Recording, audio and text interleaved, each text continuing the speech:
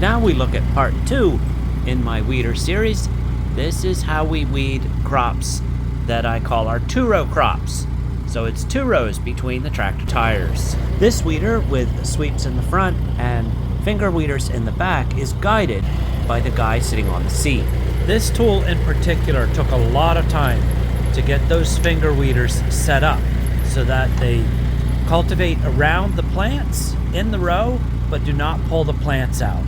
And sometimes we even have to change it mid-season to make it more or less aggressive. The nice thing about this unit is the tractor driver can focus on keeping the tractor generally in the right place, but then the guy sitting on the back of the weeder can actually steer that weeder and keep the rows perfectly in between the wheels.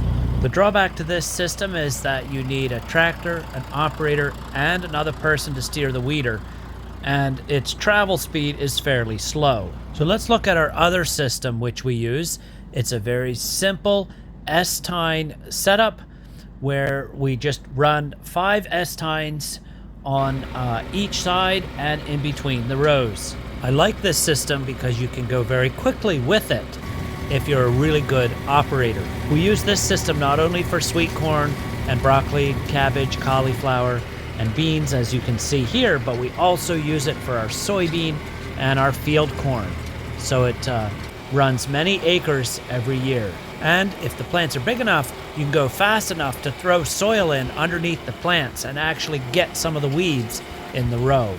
It doesn't work if the weeds are bigger than the plants, but as long as the weeds are smaller than the plants, then you can really do a nice job very quickly. And I'm back with my Bird of the Day feature. This was taken Tuesday morning. As you know, we've had a very cold stretch of weather, but on Tuesday morning there was still a little bit of water showing, and there were hundreds of Canada geese all around the hole. So I turned the truck around and was out there filming, and one of my neighbors came by, and he called me later, and he told me that a few years back, some Canada geese actually got frozen in the river. I don't think these ones were frozen, but I was really surprised to see them all still here in December, and we concluded that it must be because they're still finding food. Now, a couple days later, as I'm putting this together, I think the geese have given up, and I think they've all headed south.